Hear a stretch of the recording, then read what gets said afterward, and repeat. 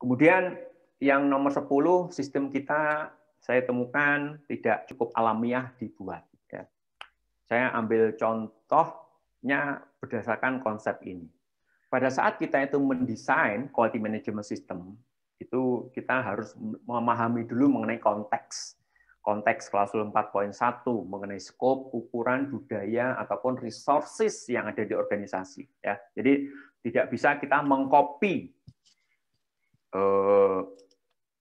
sistem orang lain. Kita tidak bisa mengambil apa-apa yang dipunyai oleh PT yang lain. Karena apa? Pasti beda skop, beda komplektivitas, beda budaya, ataupun juga mungkin uangnya berbeda. Itu harus dipahami. Jadi yang penting adalah teman-teman adalah pahami dulu kemampuannya seberapa, ya produknya apa.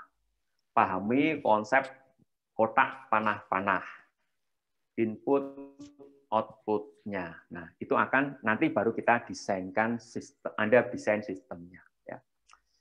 Jadi beberapa yang perlu dipahami adalah terkait dengan misalkan konteks, budaya orang Jepang kalau ada masalah mereka melakukan namanya meeting. Ya, kalau ada masalah pasti meeting.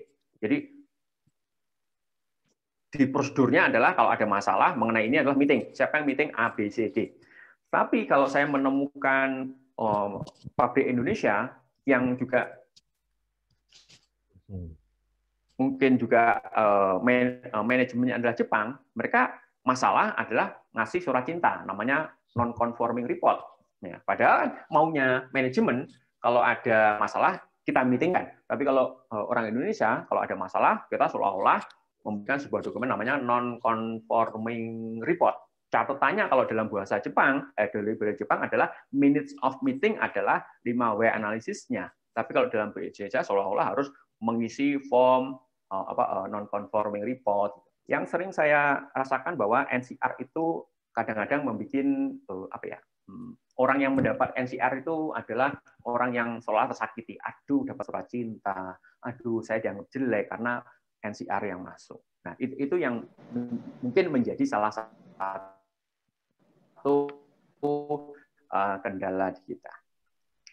Atau tadi kita bicara ngomong resources, ya. Kalau memang organisasinya banyak, ya boleh Anda pakai SAP, Anda mencoba untuk aplikasi Android. Tapi kalau uangnya sedikit, produknya adalah produk yang mungkin ya tidak cukup berhubungan dengan safety, servisnya juga tidak cukup kritikal, Excel dan kertas saya pikir juga cukup memadai. Ya. Jadi bicara ngomong mendesain sistem, Anda harus balik lagi ke situ.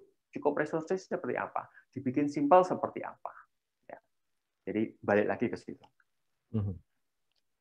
Kemudian tadi, jadi mendesain manajemen review, lapor ke manajemen. Ya. Manajemen review, kalau banyak manajer mungkin 6 bulanan cukup. Ya, 6 bulanan artinya dalam 6 bulan manajer juga diberi otorisasi untuk mengambil keputusan. Tinggal nanti lapor.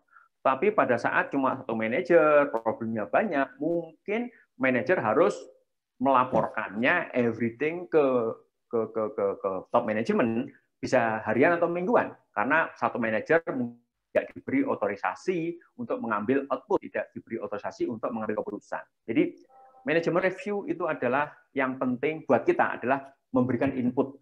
Input sebaik-baiknya, input sejelas-jelasnya, input segamblang-gamblangnya, sehingga top manajemen kita cukup akurat memberikan output.